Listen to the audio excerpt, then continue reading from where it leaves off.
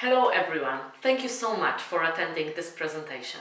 My name is Arieta Prusak and I run MOXIE creative agency that is based in Poznań in Poland for over 5 years now. And at the beginning I think I owe you a disclaimer. Probably you already know from the title of this presentation, but I need to tell you that it's gonna be extremely personal. And it has a lot to do of how I think about businesses and brands in general. I think that business is personal, and who we are as humans who create companies, what are our values, what we believe in, what drives us, motivates us, translate immediately to our businesses and creates the strategies, the values of brands that are much more important than the numbers and revenues or profits, etc. Especially what we see right now in the time of crisis, that they can just disappear like this. So of course they have to be combined all together.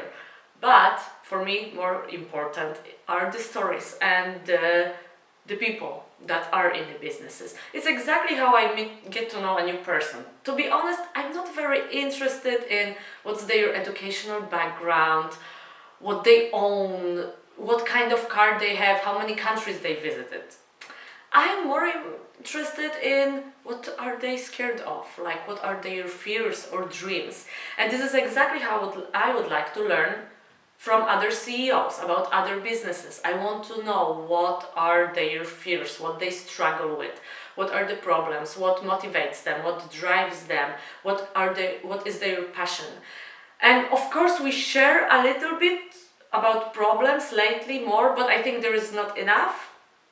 And myself, it helps a lot when I hear stories like this, so I hope this might help someone as well. And last but not least, I'm driven by people's stories. I create stories in my work. And I'm also very passionate about female empowerment. This is especially why I'm so honored that I can be a part of this conference. And I think that as females we help each other the most when we really listen to each other and when we can learn from each other's stories.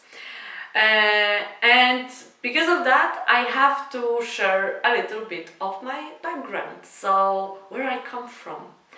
I come from a very simple family of farmers and workers. Actually, my mother was the first one in our families that got a higher education and got a master degree.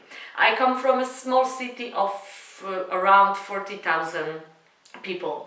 And most importantly, I come from a mindset that says you have to always have your own money, you have to count on yourself, and you have to earn all of this by hard work. This is most of everything, that you have to work and have your own money and count on yourself. And since I was 13 years old, which means I'm working for over 18 years right now, I've been working. And it was all kind of jobs, from picking up strawberries on the field when I was 13 actually, to promoting products in supermarket, from working in McDonald's I was a cleaning lady during my exchange program in houses and hotels. I was a bartender and a waitress who knows exactly how 16 hours shift look like. So find a job, probably I did it. And what it also means is that I don't really know or knew a concept of a free time. I was constantly busy with school, busy with work, working on weekends, in high school or at any level of education, also involved in voluntary work, constantly busy and very proud of the fact that I'm doing so much. And what it leads to is simply workaholism. The concept of free weekend or a longer vacation, this is something that sounds like some, I don't know, tropical idea. And 1 year ago, I suffered from physical and mental signs of burnout. this is about me. What about the company, right? What's the background of MOXIE Creative Agency? We are based in Poland and we create brand strategies and digital marketing campaigns for mostly lifestyle brands. We work mostly with fashion and gastronomy brands at the moment. Why did I even start the business? I think this is important to say because I did it to have it my way. To make communication in a way that I believe and I want to implement. Not only the way how I create anything, but also the process. And I think that I believe strongly that idea without implementation is not worth too much, right? So I have to tell you, nothing excites me more than seeing brands that we've created coming to life, that the campaigns that we run and make for our clients just bring a lot of sales. This is something that I really see sense because I put work and I see results of it. And I'm a humanist that I actually studied literature. And when I started my own business, I became in love with Excel also. And I have to tell you, I think now that it was kind of part of my failure. Because coming from nothing actually and having earned everything myself, I was so driven by numbers and analyzing our growth, how does it look year to year, etc. And man, we were growing. I was changing the office every year. Team bigger 100% year to year. Revenue bigger of more than 200 year to year. Each year it was bigger and better, and I was extremely excited. And as I said, coming from not having much in my life and having this idea and this not impression, actually, that was the truth, that I really earn everything that I have right now. I was driven to do more, and I was so excited about all of this, just constantly just checking the numbers, and I thought I had it all, that this is success. And I have to say, yeah, I thought about myself a very successful person, but successful at the moment with the idea of success that I had back then, because I was learning from others, right? Reading success stories of growth of companies, how they are being sold, what are their growths, etc. And I was so consumed by that having 12 to 14 hours day of work every day, no free weekends, almost no vacation, didn't seem for me that it's a problem. And the year 2018 was a turning point for me, I have to say, from various reasons. Privately, I started therapy, working with psychotherapists, and I came to her actually with one goal in mind: please help me with my workaholism, because I was extremely happy of the success, but also just exhausted. I was also back then in a very intense relationship that I can say right now, from looking back at it, that it was quite toxic, so this was also affecting me.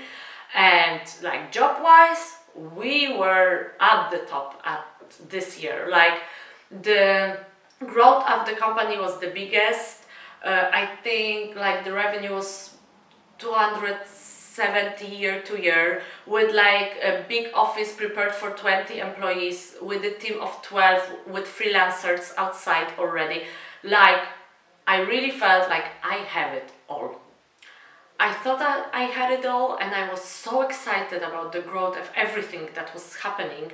And actually my life was so busy and just running that I didn't have time to really think of what's happening. And because there were new prospects coming and there was always something happening, I was so growth focused. I didn't see the storm coming. Or maybe I did. I have to tell you, I did. But I couldn't stop because I was already in this like rabbit way of working. And what it leads to is that we, in the fourth quarter of 2018, we lost all the profits of the whole year. And I felt like the biggest failure. This also says something of my workaholic problem or approach, that I was thinking that everything that is happening with the business is like of course it's my responsibility, but that this and how the company is portrayed and what's happening in the company is like a reflection of me as a person. And it took me, I have to say, a lot of cries, a lot of conversations, and quite some time to start making changes that I had to make at some point. And I did financial cuts, started in December.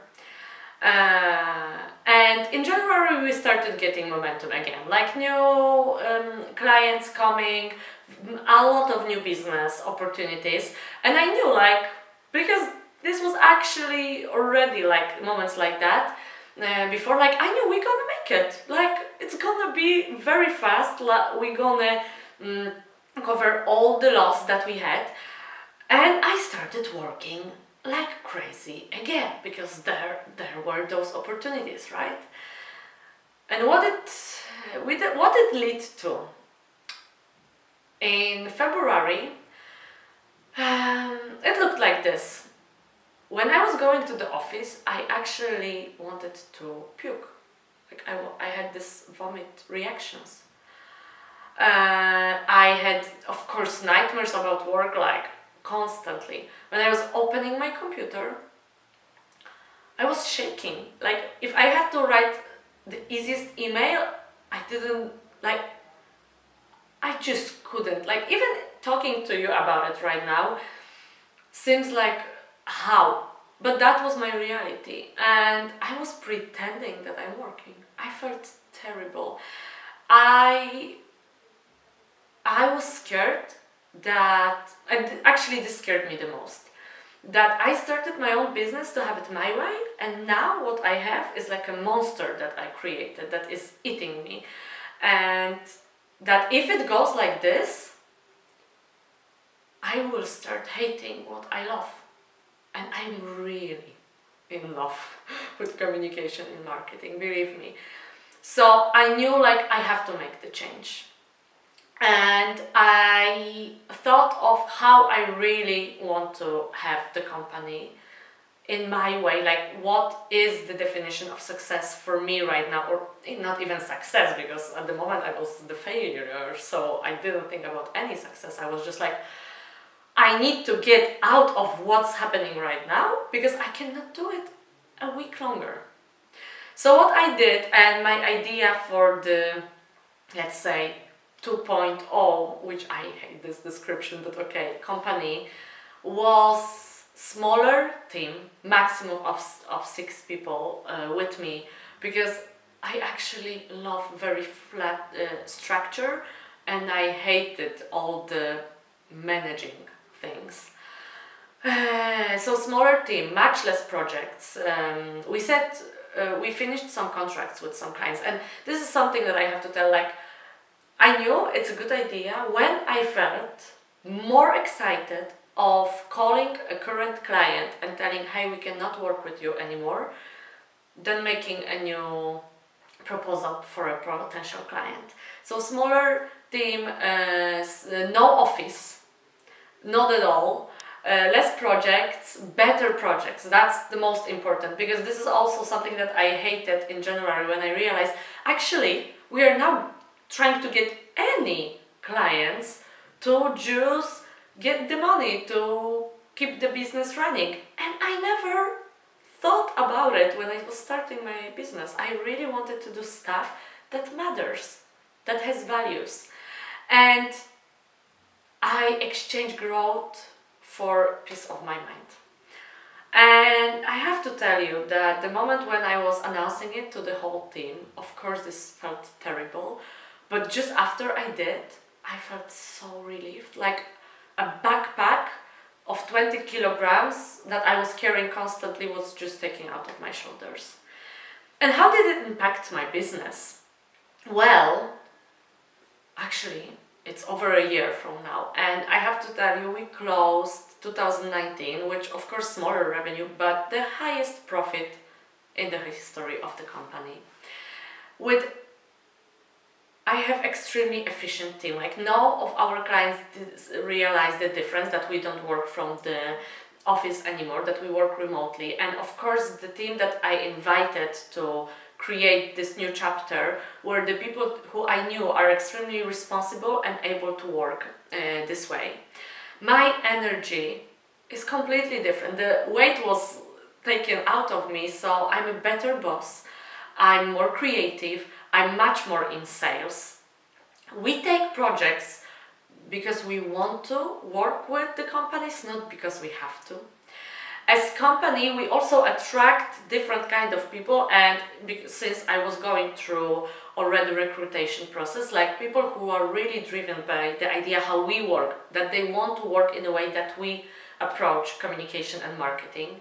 And I had no idea, but I realized this last month, that actually all these changes prepared us for Corona. So I did feel like a failure for a while, but I have to tell you that I know from now, with the perspective, that this failure brought me to the best changes that I could do. For myself personally and for my company. And what I would like you to take from my presentation, because I have few points, it's not like just so personal, I hope. Please remember, if you think about starting your own office or starting your own business or reinventing your own company, that you don't need the office. Actually, at the beginning, you don't even need a team. Who said that you cannot be an amazing big company just with one person? Just imagine how you want your days at work to look like, what inspires you, what drives you, and go for it. Please count your money and pay yourself first, especially at the early stages. This was never my problem, but I know from talking to other female entrepreneurs that at the beginning they are just like, okay, I just want to pay all the bills, my salary maybe later on. No, don't do this. Talk to yourself like you would be your best friend. And what I meant by that is, like, if I would see someone from my close surroundings working like me and do stuff like being so hard on themselves like I was to myself, I think I would tell them, hey, you don't have to do it this way. So don't be too hard on yourself. Really talk to yourself like to a friend. And if you go for advice, and please go and ask for help when you need it, when you feel like you need to consult, go to people that share the same values and approach to business as you. As women, we approach business differently, and I don't think it's worse or better, but for sure this is a huge advantage, especially in times of changes like right now. Things cannot be done in the way that they were for years, and we really can profit from that. And it took me a while because I thought I'm too not success oriented, or like not driven by some stuff too much enough. But actually this is my way and I'm happy with it. And yes, and not always I go, actually that's a good thing, by the Excel file. I go with my intuition and what feels good. And because no one is gonna know your business and your idea, like your vision, better than you. Very often it might be that someone who shares completely different business approach, but let's say has like something that we call for sure a success, that is like approved by society, but looks at it from a completely different perspective. It can be valuable, of course, if you take it as advice, but no, if it's gonna like make you doubt your own decisions. So please go for advice and for help to people that resonate with the way how you approach business. But of course, have experience, and more experience from you, the better. This brings me to another point. Ask for help. Don't be afraid of that. And telling that you need it, that you need help, that you don't know what to do, or that you just feel very bad, it's not sign of weakness. It's actually your strength. And if you show like your human side of yourself to your team, to your clients, to your business partners, they will be able to relate to you more and to like relax, like, oh, I can also come with my fears or problems and communicate them, and actually what's the best for the business and for managing a healthy team, if not getting the information you need. Please keep in mind that as women, very often we strive for perfection, and this is very dangerous because this stops us from doing things that we could do, and it's like we want to perfect this plan, we want to perfect this product, and it takes us time to start to even think about it. Just go for it, try, don't be afraid to fail. And this is almost my last point about don't being afraid to fail. If you want to grow, if you want to develop anything, you will have to make mistakes.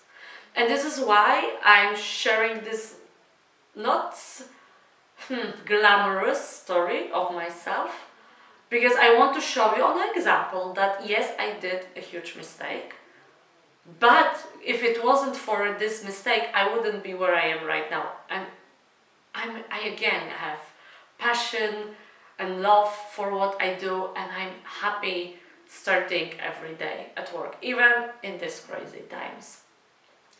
Share your story. Don't talk only about your business. Talk about how you approach your business, how you make things.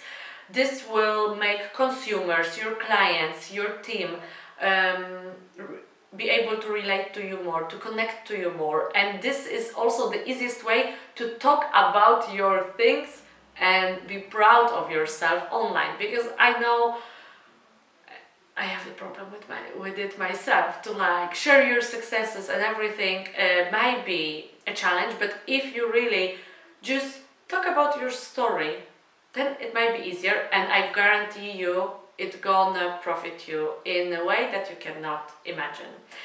And last but not least, but the most important, please make your own definition of success, your own. Not how it's portrayed by others. Like maybe for you, success means working 4 hours a day. Maybe it means that you actually want to grow like $100 million worth companies. That's amazing. Maybe it's your hobby that you never thought that it could be your job, because you thought, come on, this is like nothing serious. But serious for whom? Like really, make your own definition of success. Things that resonate with you, because thanks to this, you will be happier, you will feel better, and at the end of the day, you will be much more successful. Thank you so much for listening to my story and what I had to say about how I run my business. If you would want to ask me any questions, please don't hesitate to contact me on LinkedIn or via email or Instagram. Go to our website www.moxie.pl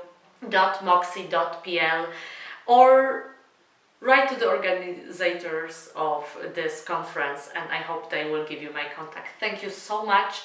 I keep my fingers crossed for all your successes in any shape or form you define them, and thank you once again.